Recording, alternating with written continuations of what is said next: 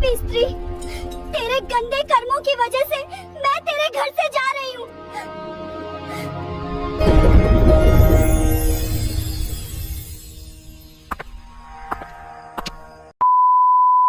क्या आप जानते हैं, कुछ घर ऐसे होते हैं जहां माँ लक्ष्मी कभी प्रवेश नहीं करती। हाँ, कुछ छोटी छोटी गलतियां ऐसी होती हैं जो लक्ष्मी जी को घर से दूर कर देती हैं, और जब वो घर छोड़ देती हैं तो वहां बसता है दुख, दर्द और दरिद्रता का साया। आज हम जानेंगे वो कौन से काम हैं जो माँ लक्ष्मी को नाराज कर देते हैं, और कैसे एक स्त्री के कर्म तय करते हैं कि घर में सुख रहेगा या गरीबी।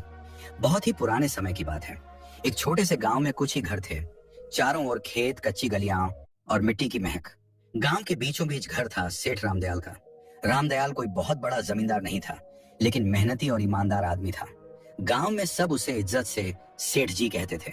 उसका अनाज का छोटा सा व्यापार था जो धीरे धीरे चल निकला था। सुबह सूरज निकलते ही वो काम पर निकल पड़ता, और शाम को थक कर घर लौटता तो उसकी पत्नी सुशीलाबाई उसे दरवाजे पर मुस्कान के साथ स्वागत करती। सुशीलाबाई बहुत ही शांत और संयमी स्त्री थी। चेहरे पर हमेशा सादगी झलकती थी। माथे पर छोटी सी बिंदी, साड़ी का पल्ला सिर पर। वो मानती थी कि घर की असली शोभा उसके सोने चांदी से नहीं, बल्कि सफाई और सच्चे मन से होती है। हर सुबह सूरज से पहले उठकर वो आंगन बुहारती, तुलसी पर जल चढ़ाती और फिर चूल्हे में फैला दिया जलाती। उसकी यही दिनचर्या थी, सादगी में भक्ति, भक्ति में अनुशासन। गांव की औरतें अक्सर कहती, सेठानी के घर में तो माँ लक्ष्मी खुद रहती हैं। रामदयाल और सुशीलाबाई का एक ही बेटा था, अर्जुन। अभी बस 20 साल का नौजवान, लेकिन संस्कारों में पला बढ़ा। अर्जुन दिन भर पिता के काम में हाथ बंटाता और रात को माँ के पास बैठकर उनकी बातें सुनता। वो माँ से कहता, अम्मा, जब आप तुलसी के पास दिया जलाती हैं ना, लगता है घर में सचमुच देवी उतर आई हैं। सुशीलाबाई मुस्कुरा देती और कहती, बेटा, देवी तो हर उस घर में रहती हैं जहाँ सफाई और श्रद्धा होती है, बस उन्हें मानने वाला दिल चाहिए। समय बीतता गया। घर में सब ठीक चल रहा था, लेकिन किस्मत के खेल अजीब होते हैं। एक दिन सुशीलाबाई को हल्का सा बुखार आया। उन्होंने सोचा 2 दिन में उतर जाएगा, लेकिन वो बुखार दिन ब दिन बढ़ता गया। पहले थकान, फिर कमजोरी, और धीरे धीरे हालत ऐसी कि वो रसोई तक नहीं जा पाई। रामदयाल ने गांव के वैद्य को बुलाया। वैद्य जी ने नाड़ी देखी, कुछ जड़ी बूटियां दी, लेकिन असर नहीं हुआ। दिन पर दिन सुशीलाबाई की तबीयत बिगड़ती चली गई। घर का माहौल जो पहले हंसी और पूजा की ध्वनि से भरा रहता था, अब सन्नाटे से घिरने लगा।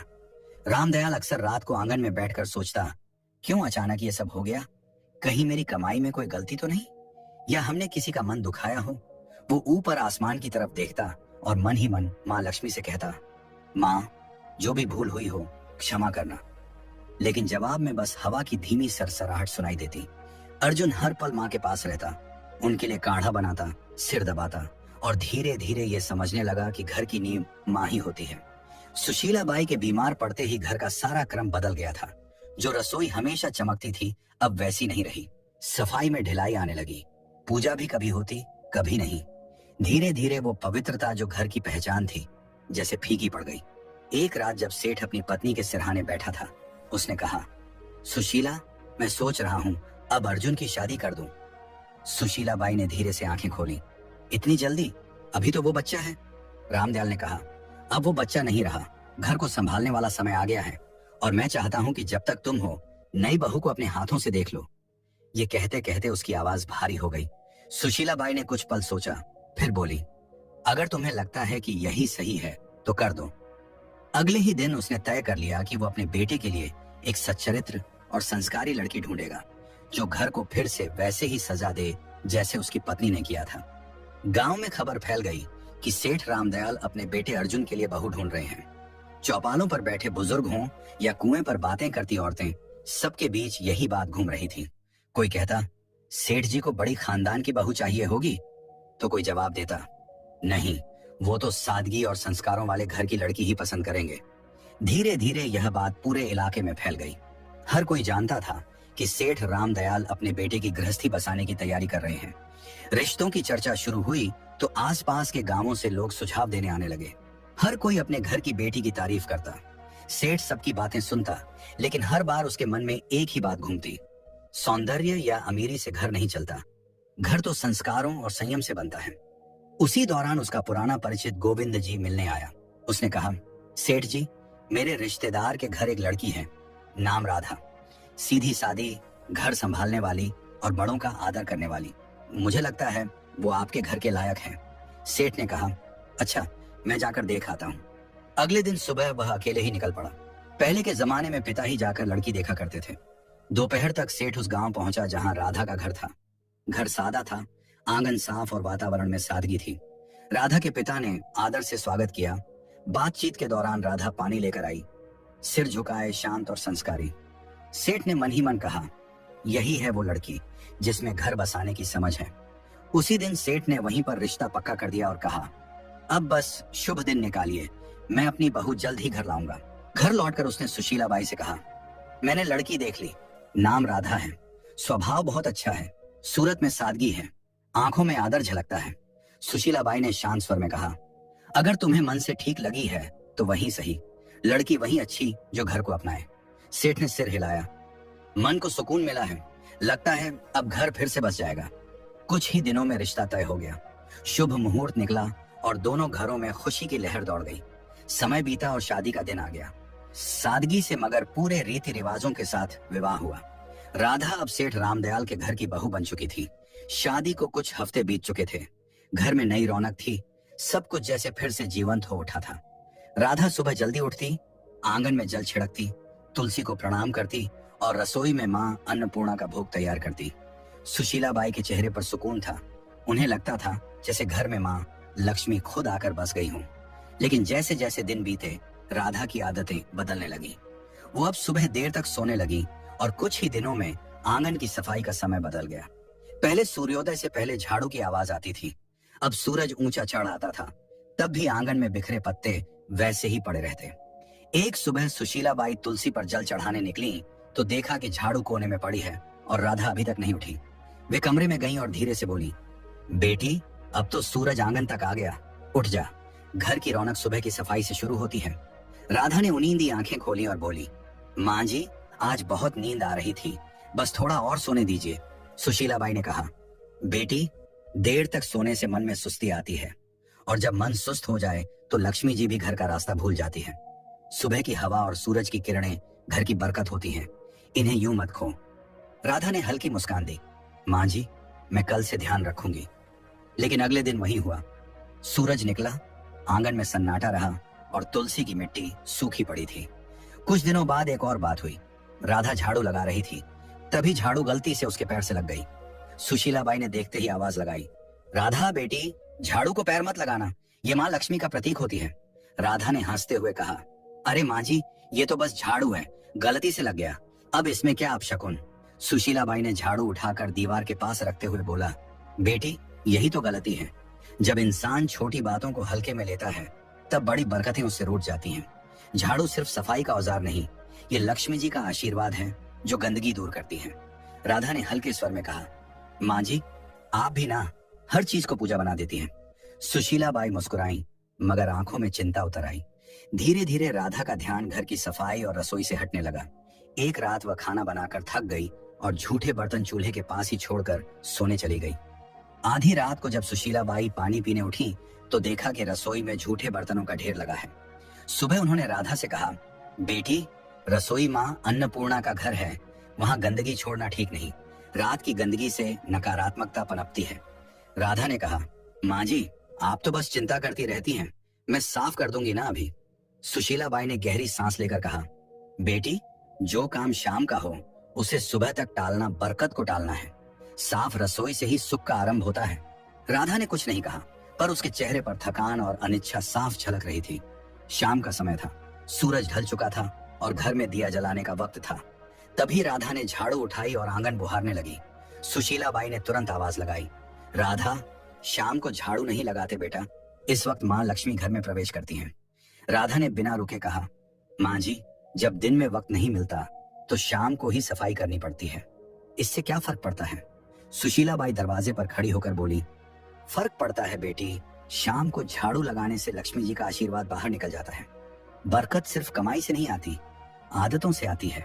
राधा ने झाड़ू एक ओर रख दी और बोली, माँ जी, मैं आपकी इज्जत करती हूँ, पर अब जमाना बदल गया है, लोग ये सब बातें नहीं मानते। सुशीला बाई ने शांत स्वर में कहा, बेटी, जमाना बदल सकता है, लेकिन घर की नींव नहीं।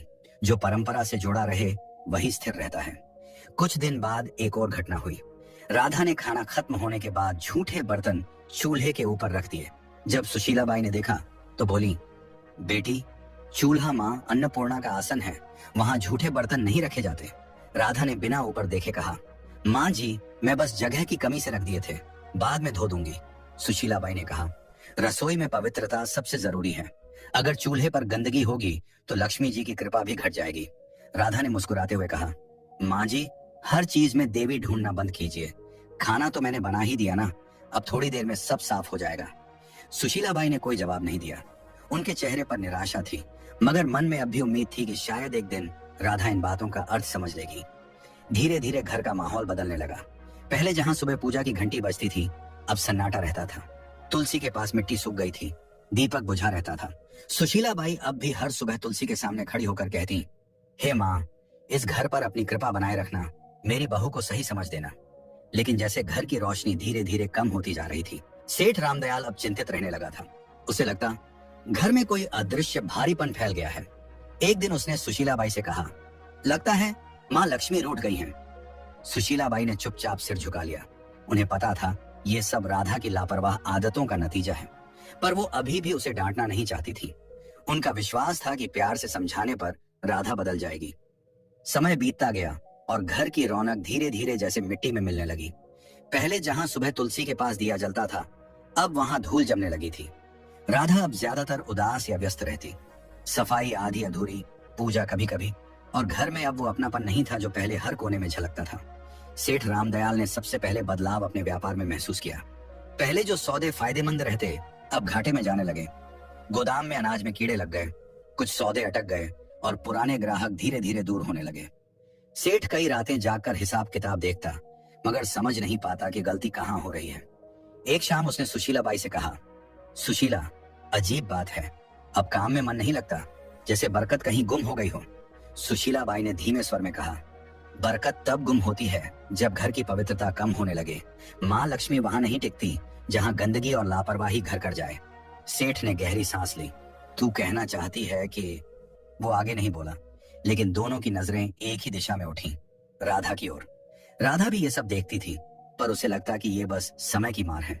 एक दिन जब सेठ गुस्से में बोला, हर काम उल्टा क्यों हो रहा है, तो राधा ने कहा, पिताजी, ये सब अंधविश्वास है। व्यापार में उतार चढ़ाव तो होते रहते हैं। सेठ ने आंखें तरेरी। तू नहीं समझेगी बहू, जब घर की औरतें रीति भूल जाती हैं, तब घर की बरकत खुद रास्ता भूल जाती है। उस दिन के बाद से माहौल और भारी हो गया। घर में छोटी मोटी चीजें टूटने लगी। राधा ने ध्यान देना बंद कर दिया था। झाड़ू वहीं कोने में पड़ी रहती, रसोई में बर्तन कभी साफ नहीं रहते। सुशीलाबाई अब ज्यादातर चुप रहने लगी थी। वो हर शाम तुलसी के पास बैठकर मन ही मन कहती, हे माँ, अब कुछ तू ही कर। एक रात तेज हवा चली और आंगन में रखा दीपक बुझ गया। उसी पल गोदाम से खबर आई, सेठ जी, आग लग गई। सेठ दौड़ा, पर बहुत देर हो चुकी थी। गोदाम का आधा अनाज जल चुका था। गांव वाले कहते, ऐसा तो पहले कभी नहीं हुआ था। रामदयाल वहीं बैठ गया, माथे पर हाथ रखकर बोला, लगता है माँ लक्ष्मी ने सच में मुंह मोड़ लिया है। घर लौटते समय उसकी आंखों में आंसू थे। उस रात घर में कोई नहीं बोला। सेठ के दिल में पहली बार ये एहसास बैठ गया था, अब अगर कुछ नहीं बदला तो इस घर की खुशियां कभी वापस नहीं आएंगी। सेठ की मेहनत, नाम और इज्जत सब एक साथ डूब गए। घर का माहौल भी अब बदल चुका था। पहले जहां हर सुबह पूजा की घंटी और तुलसी की खुशबू होती थी, अब वहां सन्नाटा था। सेठ रामदयाल दिन रात चिंताओं में डूबा रहता।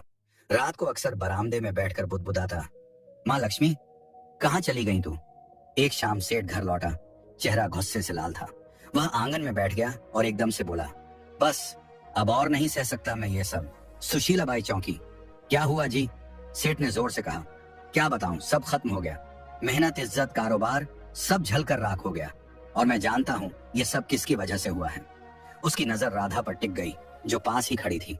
राधा सकपका गई, धीमे स्वर में बोली, पिताजी, मुझसे क्या गलती हुई है? मैं तो हर दिन अपने काम करती हूँ। सेठ का स्वर भारी और कांपता हुआ था। काम? तूने घर का रूप बदल दिया बहू। न सफाई, न श्रद्धा, न सुबह का दीपक। जब औरत घर की मर्यादा भूल जाए तो लक्ष्मी जी भी उसका साथ छोड़ देती है। जिस दिन तू इस घर में आई, उसी दिन से बरकत घटने लगी। राधा की आंखें भर आईं। वो रोते हुए बोली, मैंने किसी का बुरा नहीं चाहा पिताजी। मैंने बस अपने ढंग से जीने की कोशिश की। अगर पूजा में देर हो जाए या सफाई में कमी रह जाए तो क्या सारी विनाश की जड़ मैं ही हूं? सेठ गुस्से से उठा और बोला, हाँ, क्योंकि घर की नींव औरत के कर्मों से टिकती है। अगर वो ही ढीली हो जाए तो पूरा घर ढह जाता है। तेरे आने के बाद से न शांति बची न बरकत। अब मैं तुझे कुछ और नहीं कह सकता, बस इतना कि इस घर से जा राधा, जा और अपने कर्मों पर खुद विचार कर। राधा स्तब्ध रह गई। उसने कांपती आवाज में कहा, माँ जी, आप तो कुछ कहिए, क्या सच में मेरी ही वजह से ये सब हुआ? सुशीलाबाई की आंखों में आंसू थे लेकिन शब्द नहीं निकले। राधा के गालों पर आंसू लुढ़क पड़े। सेठ ने कड़क स्वर में कहा, अब इस दहलीज को पार मत करना जब तक मन और घर दोनों पवित्र न हो जाए। राधा ने बिना कुछ बोले सिर झुकाया। उसने धीरे से दहलीज पार की, वही दहलीज जहां से कुछ महीने पहले उसने पहली बार कदम रखा था। और राधा बिना कुछ कहे, बिना किसी सामान के, आंसुओं से भीगी साड़ी में उस घर से निकल गई। कदम भारी थे लेकिन मन में एक संकल्प जल रहा था, अब वो मां लक्ष्मी से क्षमा मांगेगी, चाहे इसके लिए उसे खुद को मिटाना ही क्यों न पड़े। रात ठंडी थी, रास्ता सुनसान। गांव से बाहर निकलते ही घना जंगल शुरू हो गया। पेड़ों की छांव में चांद की किरणें भी मुश्किल से पहुंचती थीं। वह एक पुराने बरगद के नीचे बैठ गई। आंसू रुक नहीं रहे थे मगर भीतर एक अजीब सी दृढ़ता थी। उसने हाथ जोड़कर कहा, माँ, जब तक आप दर्शन नहीं देंगी मैं ना अन्न ग्रहण करूंगी न जल। रात बीती, दिन निकला। भूख ने शरीर तोड़ दिया पर उसका मन और मजबूत होता गया।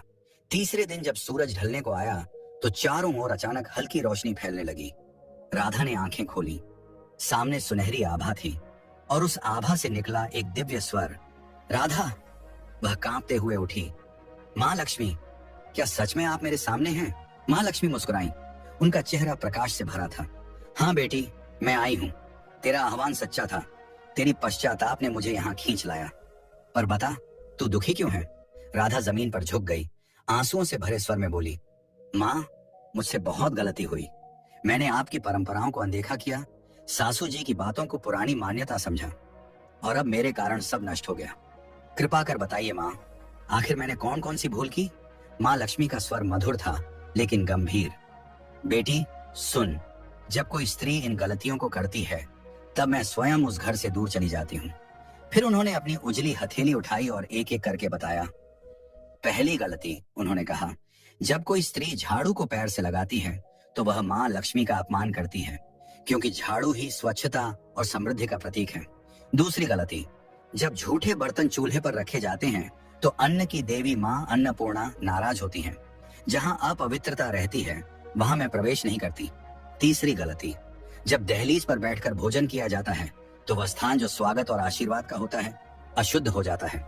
मैं दहलीज से लौट जाती हूँ। चौथी गलती, जब शाम के समय झाड़ू लगाया जाता है तो वो मेरे आगमन के समय मुझको ही घर से बाहर निकाल देता है। पांचवी गलती, जब स्त्रियां देर तक सोती हैं और सूरज के निकलने के बाद भी घर बंद रहता है तो आलस्य के कारण घर की ऊर्जा नष्ट होती है। मैं ऐसे घरों में नहीं ठहरती। छठी गलती, जब आंगन की सफाई नहीं होती तो वहां नकारात्मकता फैलती है और मैं वहीं से लौट जाती हूँ जहां गंदगी देखती हूँ। सातवीं गलती, जब झूठे बर्तन रात भर रसोई में पड़े रहते हैं तो वो अंधकार को बुलाते हैं और मैं ऐसे घरों से विदा ले लेती हूँ। आठवीं गलती, जब किसी के सामने दरवाजे को पैर या थोक से ठोका जाता है तो वो घर की मर्यादा को चोट पहुंचाता है। मैं वहां टिक नहीं सकती जहां आदर न हो। नौवीं गलती, जब घर में झगड़ा और कटुता रहती है तो मेरा स्वरूप जो शांति है वहां टिक नहीं सकता। 10वीं गलती, और जब स्त्रियां अपनी पूजा, सफाई और संयम को हल्के में लेती हैं तो वो खुद अपने हाथों से सुख के द्वार बंद कर देती हैं। माँ लक्ष्मी की आवाज धीमी हुई। याद रखो बेटी, मैं हमेशा वहीं बसती हूँ जहाँ श्रद्धा, श्रद्धा और सच्चा मन होता है। ये रीति नहीं, जीवन का संतुलन है। राधा की आंखों से आंसू रुक नहीं रहे थे। उसने कांपते हुए कहा, माँ, अब समझ गई, घर की रौनक सजावट से नहीं, आदर और पवित्रता से आती है। माँ लक्ष्मी मुस्कुराई। तूने गलती मानी है, अब तेरा घर फिर उजलेगा। जा बेटी, अपने ससुराल लौट जा, तेरे लौटते ही बरकत भी लौटेगी। इतना कहकर देवी का रूप धीरे धीरे प्रकाश में विलीन हो गया। राधा वहीं झुकी रही, हाथ जोड़कर बोली, माँ, मैं आपका वचन निभाऊंगी।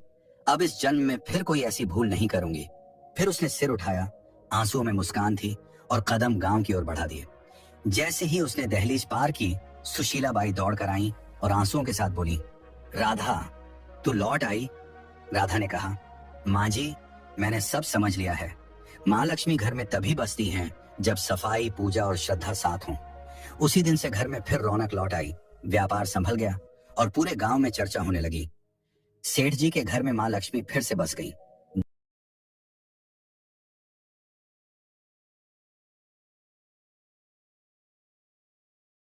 शाम को झाड़ू लगाती हैं, दहलीज पर बैठती हैं या सफाई को हल्के में लेती हैं। उस घर में कभी माँ लक्ष्मी प्रवेश नहीं करती। ऐसे घरों में सुख नहीं टिकता, बल्कि दरिद्रता और दुख का वास बन जाता है। माँ लक्ष्मी उन्हीं घरों में निवास करती हैं जहाँ स्वच्छता, सच्चाई और श्रद्धा हो। तो बहनों और भाइयों, अगर आप चाहते हैं कि आपके घर में माँ लक्ष्मी की कृपा सदा बनी रहे, तो इन 10 गलतियों को आज से ही छोड़ दीजिए और अपने घर को पवित्र रखिए। अगर आपको माँ लक्ष्मी और राधा की यह कहानी अच्छी लगी हो तो इस वीडियो को लाइक करें, अपने सभी दोस्तों और परिवार वालों के साथ शेयर करें और ऐसे ही आध्यात्मिक और प्रेरणादायक कथाएं सुनने के लिए हमारे चैनल को सब्सक्राइब करना बिल्कुल मत भूलिए और कमेंट में सब लोग जरूर लिखें, जय माँ लक्ष्मी।